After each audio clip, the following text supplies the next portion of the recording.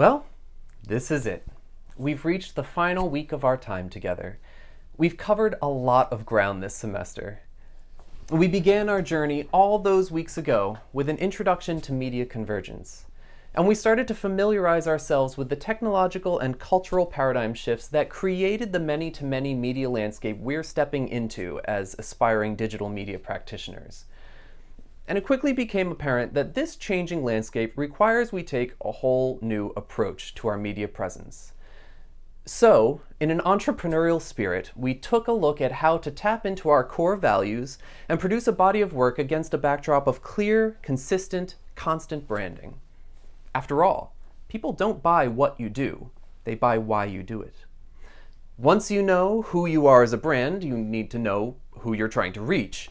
So, we began to investigate our target audiences. And this is where we first really donned our press badges and took on the mantles of journalists, figuring out how to gather facts and cover a beat. And we may not quite have realized it yet, but we'd soon discover that today's backpack journalist is a paragon for savvy media usage. They engage in every aspect of production and distribution of content. And a journalistic beat is simply an analogy for a corporate mission statement or a PR ad campaign, any topical point of brand clarity to rally your work around. As little Joey Pulitzer quickly discovered, it would be a perfect apprenticeship for those of us trying to learn how to successfully craft, edit, distribute, and promote content online, and navigate the ethical, socio-political, technological nuances along the way. Well done, Joey. Thanks. So, with all of that in our back pockets, it came time for us to start writing something. After all, in order to promote your content online, you probably need to have some content to promote. So, we started with the nuts and bolts of journalistic writing style and ultimately the emergent complexities driving the evolution of language itself in today's media world.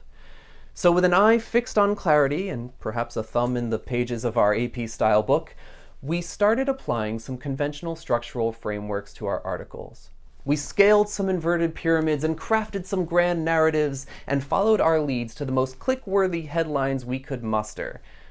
The application of all this hopefully started to become a little clearer the next week when we framed all this article writing with a discussion of the role of blogging in shaping the evolution from Web 1.0 to the socially entangled monstrosities of Webs 2, 3, 4, 5, and whatever comes next 0.0. That landed us squarely in the realm of social media for much discussion on how to make the most of the cultures and algorithms of this many-to-many playground. Along the way, it became hard to ignore the need to master images and video content if we wanted to hang with the cool kids. So we uncovered the power of images as we dove in the following weeks into image culture. We discovered how images can drive culture and dissected the design strategies that go into composing powerful images and page layouts. Next, we put all these skills to work, combining the raw data of fact-based journalism with the emotional conviction of photojournalism to create data visualizations, ultimately taking up the yokes of Edward Tufte and Nigel Holmes to compose some compelling infographics. After that, we began a foray into video production by learning the conventions for broadcast journalism. We became insiders to the jargon of script writing, dissecting the inner workings of videography, and ultimately producing video packages of our own, posting and sharing on social media all the while. Finally, we capped off our journey with a good hard look at some of the ethical issues underpinning social media and digital media, including a crash course in media law, all building up to the cleverly branded, tightly written, compellingly headlined, irresistibly composed, keenly edited, contextually aware, strategically shared, ethically responsible final projects that you've all been working so hard to produce, which will ultimately make the corner of the world it occupies that much of a better place. Now, though we've been pretending to be journalists, as you know, this class is really all about transferable skills. The learning curves, the problem solving, the technological adaptations, the ethics, the responsibility to become agenda setters are more than just journalistic concerns. We, as media practitioners, are all tasked with the burden of becoming responsible stewards of the truth. And the truth, as we have seen, is complicated. And whether we realize it or not, the way we think about the truth in Western culture comes really all the way back from Plato and his allegory of the cave. Now, you might remember in the allegory of the cave, you have these prisoners who are seated for their entire lives, shackled to face only a single wall of a cave. And all they see are the shadows projected on that wall of these forms that seem to be dancing behind them. And of course, any outside observer would know that it's the sunlight from outside of the cave and the fire behind the cave, behind the objects, casting those shadows onto the wall. Not knowing that there are those real objects behind them, they think that those shadows are the real, true objects. But one day, one of these prisoners escapes and makes it up to the ground level, and he sees the sun for what it is, and he sees the objects for what they are, and the scales fall from his eyes, so to speak, as he sees the truth. And so we get this idea that the truth is what's actually real, and what we experience is some derivation of that truth. And we can weigh whether something is true or not by how much what we experience corresponds to that ideal, actual, real, absolute notion of the thing.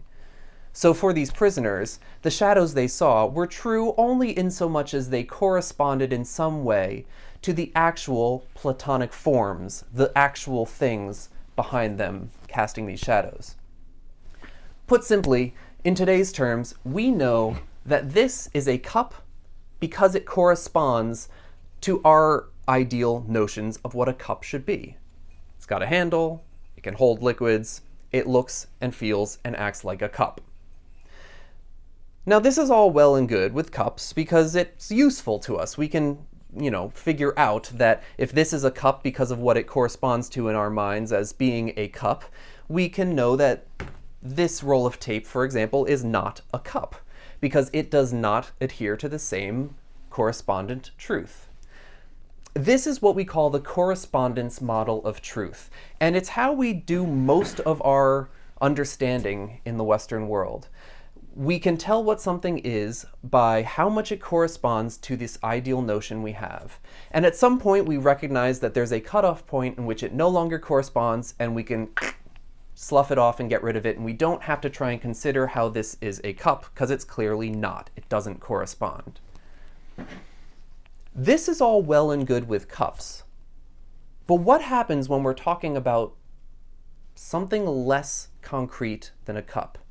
For example, people. How do we know what the ideal notion of a person is?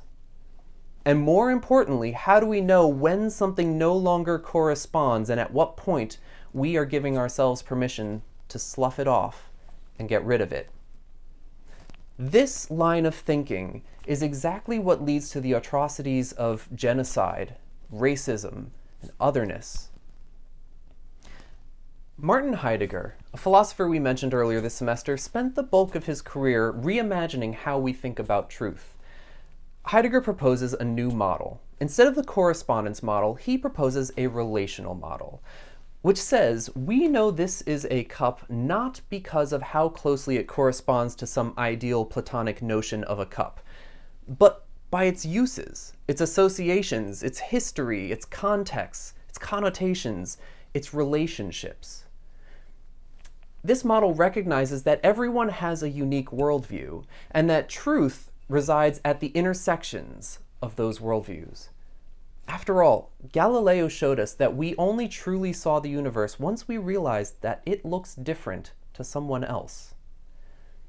This is the relational model of truth, which prioritizes a holistic view of the web of relationships that give meaning to things. Now, relationships get tricky because you're in relationship with a lot of things, many of which you probably are not even aware of. But truth is born out of the friction between these relationships, colliding and grinding together into a coherent whole picture. That's what this many-to-many paradigm is all about. Consumers are now producers. You may be part of the many, but you are being educated as though you are the one. You have the ability to help people separate fact from fiction, You are now the tour guide through this postmodern noise of Wikipedia knowledge. Maslow be damned, you are gathering all the right tools for the job at hand. So, go out and be agenda setters. Step out of your algorithmic echo chambers, pop your filter bubbles, and step boldly into the future of digital media. Go with clarity, consistency, and constancy, and make the world a better place, one post at a time. Good luck.